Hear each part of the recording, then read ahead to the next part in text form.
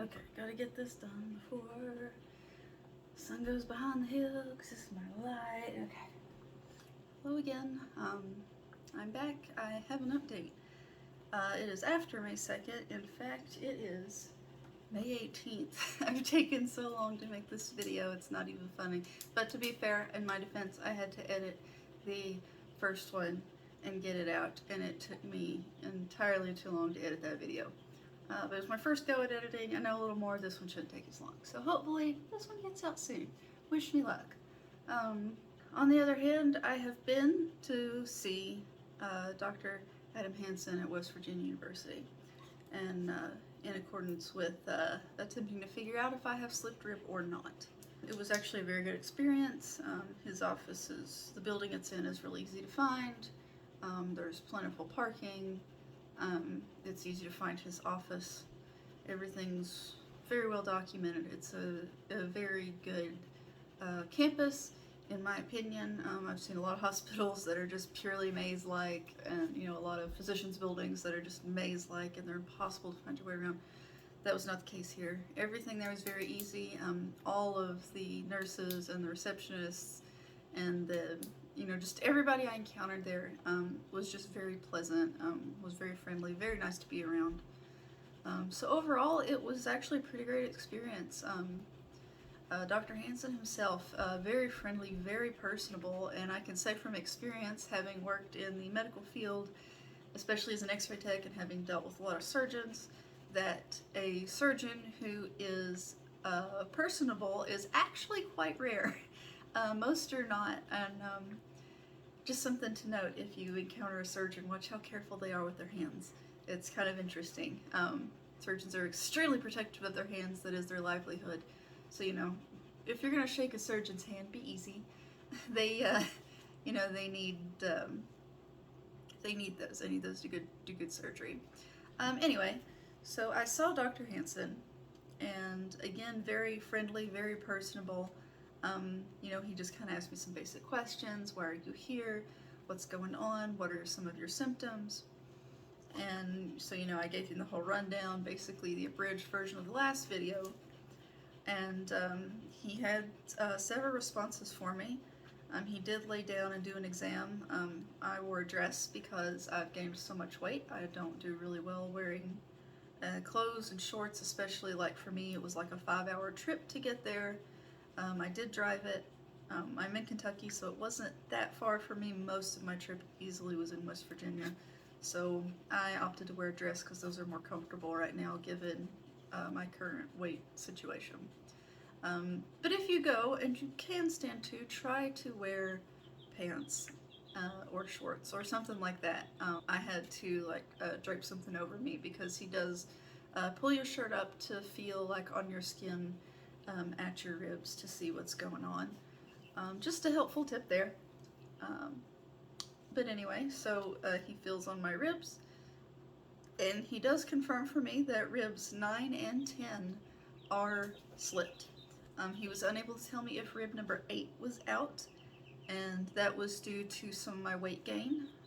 So when you gain weight, what happens is your rib cage, you have your rib cage that sits normally upright, and as you gain weight, it lifts sort of like this in your chest. So as you gain weight, it lifts up and out to compensate for like the visceral fat that is pushing inward. So as you can imagine, that probably does not help the case of a slipped rib. The back will sort of do the same thing. It just sort of lifts up like that, and as you can imagine, it's probably not very good for ribs that are slipped. So because of that pressure, he had trouble being able to tell me if rib 8 was out.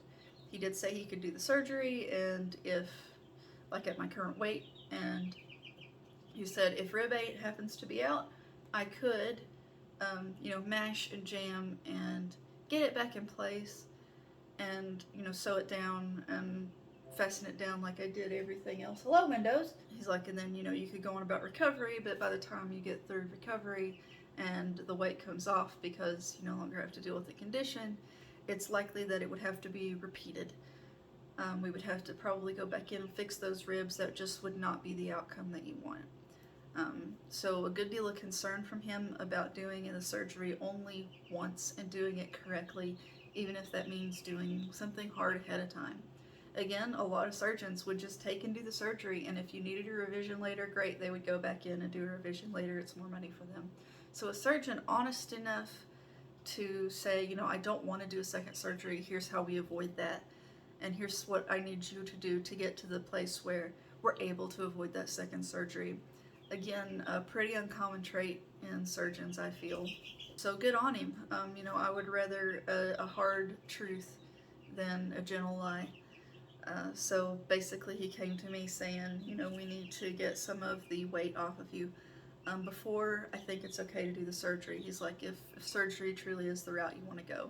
He seemed to think that was the only way to fix it, and that's fine. He didn't really give me an alternative. He said, you could stay on medicine, but I think the only permanent solution for you is surgery, if surgery is the route you want to go. And I was like, yeah, duh.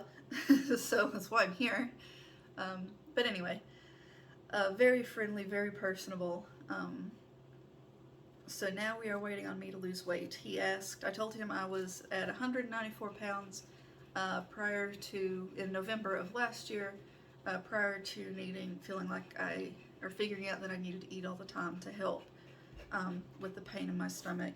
And so he asked that I get down at least close to that weight again before he will consider surgery. That said, I'm going to start. I don't think I've put any videos up on it yet, but I am going to start and have done some recordings for a couple of weight vlogs, like a weight loss journey, if you will. Hopefully I hit this goal in just a couple of months, because oh my gosh, do I want surgery. Like, I don't want to deal with this. I'm over it. I'm done. I was really hoping on May 2nd he would say, yeah, come back on Friday and we'll do surgery. And not so lucky right now. So, I mean, to be fair, his goal is, let's do this once and let's do this right. In fact, he said, I'm sorry I'm late to your appointment, which he was. He's about, I don't know, half an hour, 45 minutes late for my appointment. I'm okay with that, because he said, the reason I'm late is I was talking to a fellow who came in from North Carolina, and he said that he's recovered so much. He's there for his 6-month follow-up after his surgery, and he said he's back to doing everything he was doing before and doing just great. He's basically at a 100% recovery, and that's just incredible. He said not every patient recovers to 100%. He said, I would say maybe the average is about 83 to 85% of recovery on most people, to the standard they had prior to developing the slipped rib condition. He said, now I do have some hundreds. I have a lot of hundreds. He's like, but every once in a while I get one that just doesn't quite get there. And I mean, that's understandable, but to have the level of outcomes that he does is pretty incredible to think about. A lot of surgeons do not have that. So that's, again, very respectable of this fella. He's very, very good. So I'm on a weight loss journey from now until that happens. Initially, in the first week, just for an update on my weight, I lost 12 pounds. I've gained back about 3.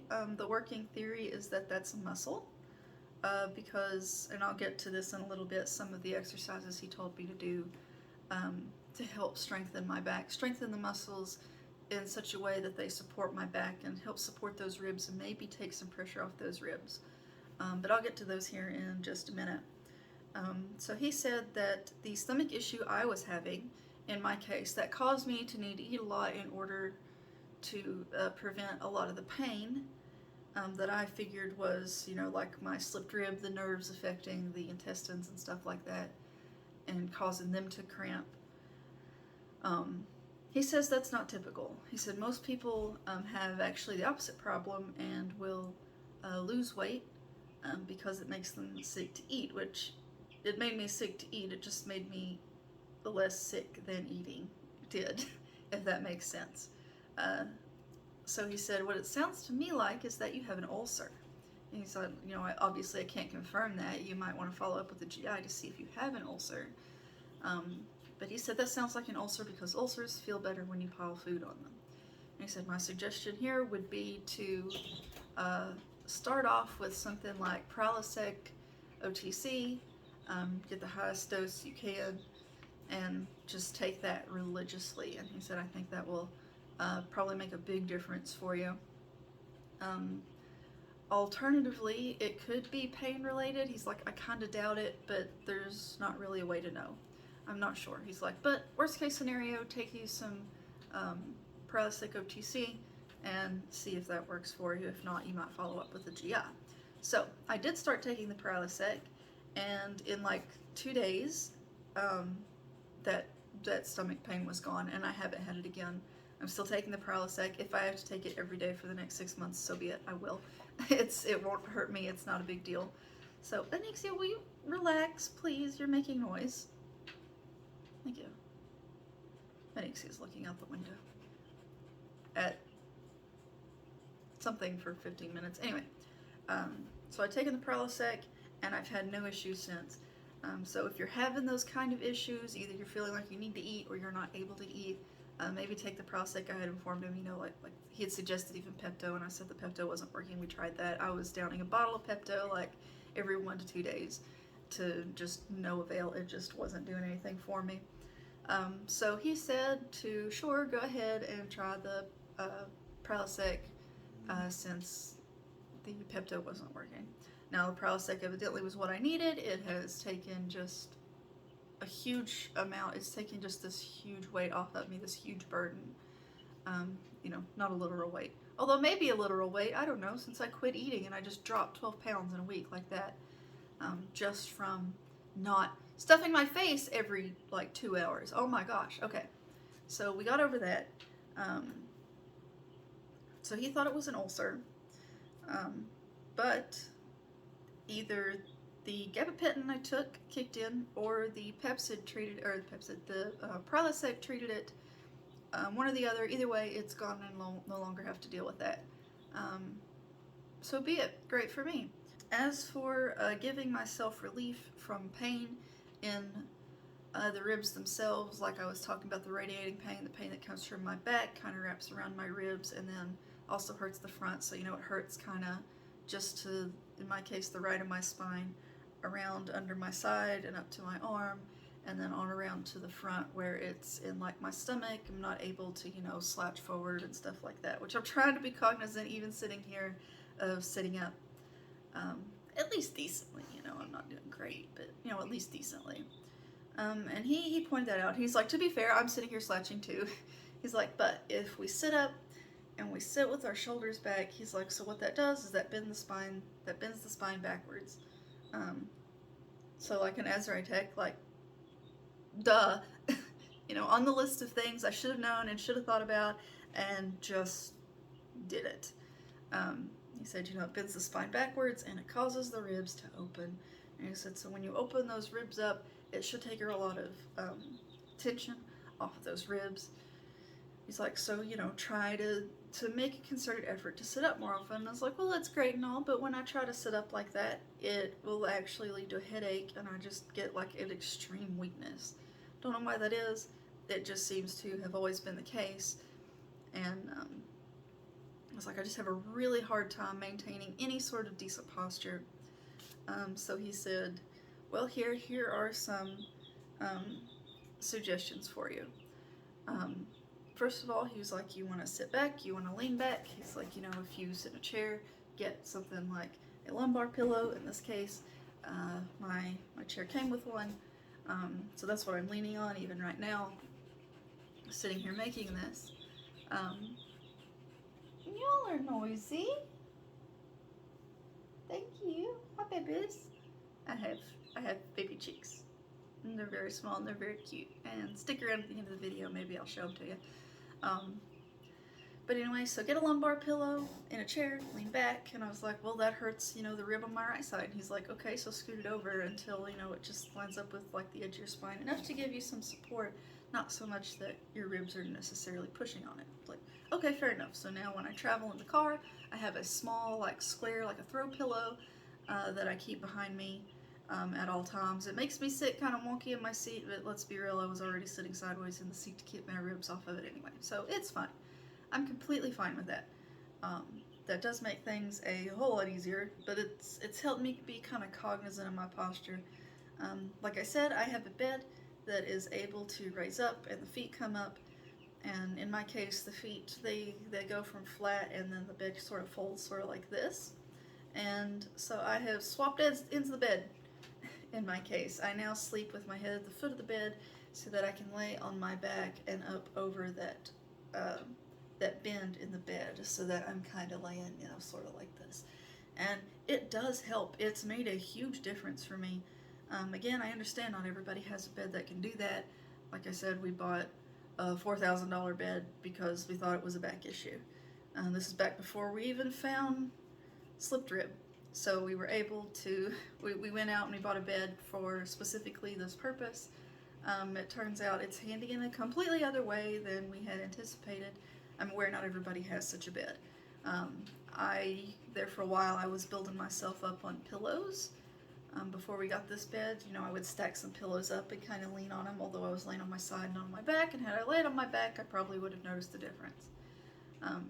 But I'm able to lay on my side and my back. I'm still not able to lay on the right side, and after a year of laying on my left side, I am so sick to death of laying on my left side, it's not even funny.